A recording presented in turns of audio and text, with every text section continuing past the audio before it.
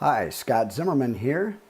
Thank you for taking our modules, and I'm prepared to fully help you master open versus guarded. So the one thing I want you to focus on for the next 7 days, it doesn't matter if you're watching a sitcom on TV or having a conversation with a relative, a friend, a family, anybody, a coworker or a client or prospect, start noticing if they're being more open and more guarded. If you practice that for a week and continue to practice it, it'll become effortless over time. So I'm going to help you drill down deeper to make sure you really understand the difference between open behavior and guarded behavior. And essentially, it's how willing they are to share their innermost feelings and thoughts. Open people are easier to read, easy to get to know. Their primary focus is relationships and people. And they really don't mind if you go over in a meeting or you drop by for a visit. On the other hand, guarded people are more focused on business and tasks and outcomes and results, as opposed to the open people where their primary focus is really on relationships, feelings, and people. So the guarded people do not like meetings that run over, and they are hard to read. They're more poker-faced, and they tend to keep their cards close to the vest, so to speak. So when they make decisions, open people tend to go to their gut and their heart, as opposed to guarded people. They want to know the facts, the evidence, and they're really good at shopping things. Their primary focus, again, is opinion and feelings. Guarded people, tasks. Their conversations tend to go all over the place if they're open. Not a guarded person. They'll begin talking about one thing, and as soon as they're done talking about that, they're done speaking. You tend to come across the open people, relaxed, warm, casual. Guarded people tend to be a little bit more proper. When they're working, open people like to work in teams and groups because they like to talk and they like to interact. Guarded people have the door closed and their desk is neat and they are getting things done. Facial expressions for open people are more animated, and with guarded people, pretty limited. When you're talking with someone who's open and you're sharing something where you're sad, they'll be sad and frowning with you, or if you're happy, they'll tend to smile and nod. And they'll let you know that they're getting what you're saying by just facial expressions and body language. It's often hard to tell if somebody's really guarded if what you're getting across is making any sense or not. So when you're talking with someone who's open, they like to talk about dreams and visions and ideas and concepts, but not guarded people. They want reality and experience and data. So based on what I just shared, are you in most situations with most people more open or guarded? And start noticing that in other people. Now, let me help you out with your workbook exercises because it's difficult to sit there and do this by your own. So the first thing we were asked to do is write down characteristics of an open person that I know and you know, and their characteristics, and to use descriptive words. Well, I can tell you my wife is extremely open in most situations, and the characteristics that tell me that: she is a great empathetic listener. She's a hugger, and she provides nonverbal feedback when I'm in a conversation with her. So I can tell she's picking up what I'm laying down. She does tend to argue emotionally and not logically. And in conversation, she will jump from topic to topic without telling me she's done with the first one and on to something different. And so fortunately, we've been together for a long time, and I've adapted to her. I know how she communicates. And I've learned to appreciate how open she is because of her natural warmth, and she's very intuitive when making decisions. So what helps in our relationship? Me knowing how she likes to make decisions and making it easier for her to make decisions, especially on big purchases or a new car or something, a change we might need to make in our life and our business. So now, instead of just coming out and saying, I think we need to do this, I just lay little breadcrumbs about, hey, I'm thinking about doing this. May not do it right away, but I wanted you to know I'm thinking about doing this, and I'd sure like your input. And that gives her time to make her own decision, to warm up emotionally to the idea we might be doing something new and different.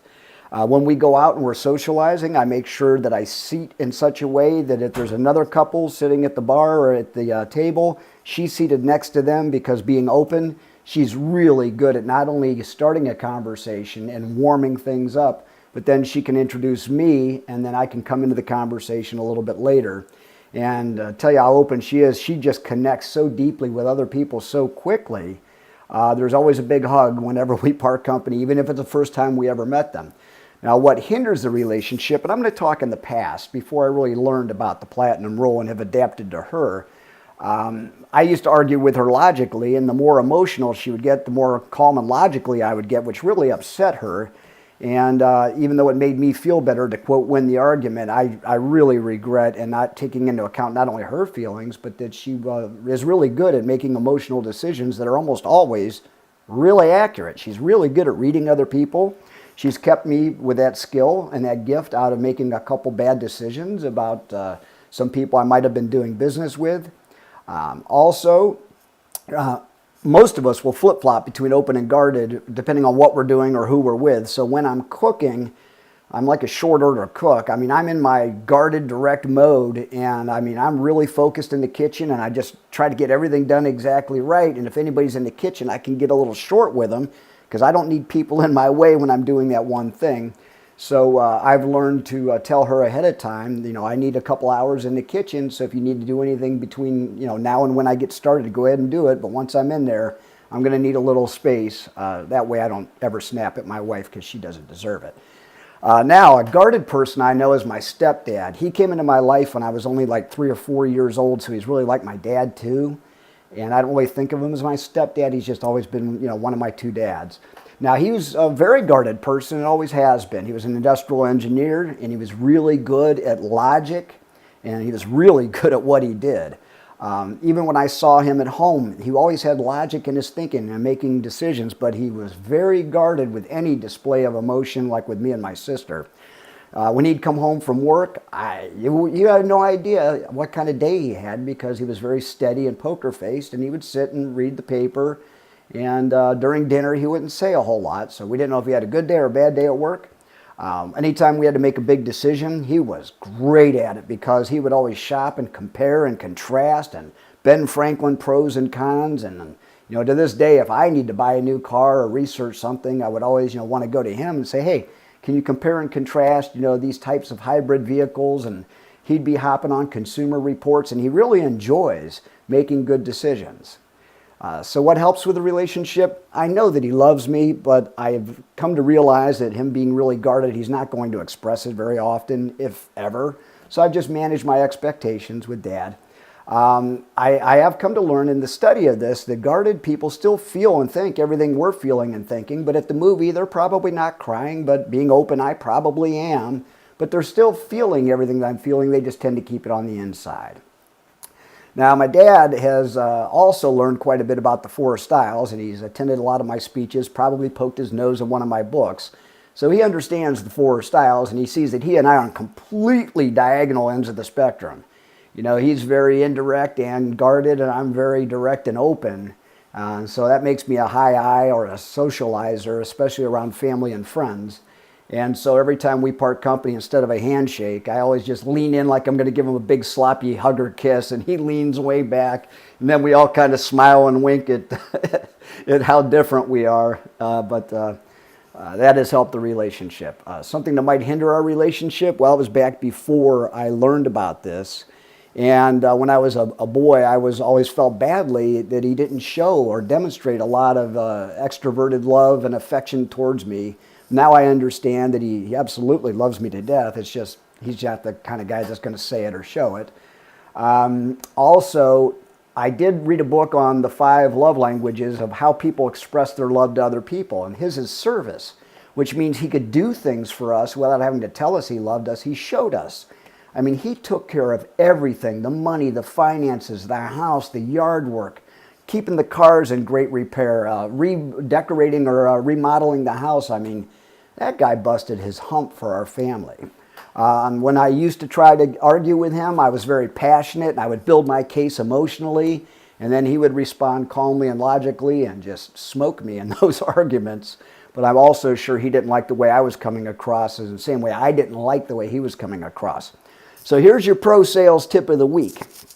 When you open a conversation, especially with someone that you don't know very well, come up with an open-ended question and then watch how they answer it.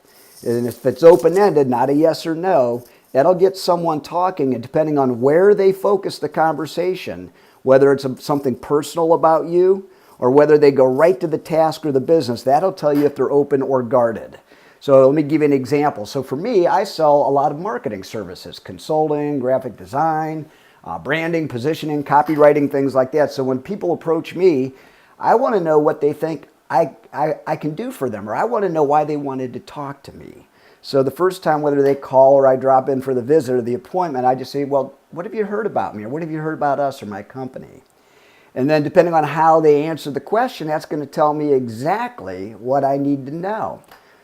So for example, they might say, well, I've heard you're a funny guy and kind of smart, and I thought I'd invite you in for a chit chat and learn more about what you do. So tell me a little bit about yourself. Well, that's a very open response because they're interested in me. Now, conversely, they might answer with something that's very business focused or a specific thing.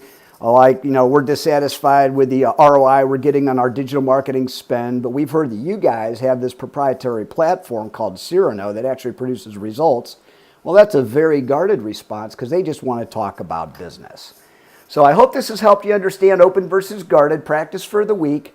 Naturally, if there's anything I can do to help you and you're interested in one-on-one coaching or you want help with a specific relationship you're in, I'm available, reasonable fees for one-on-one coaching. If you'd like to buy a DISC assessment and get the full report, just give me a call, send me an email, and I'm here to help you. Good luck and even better selling.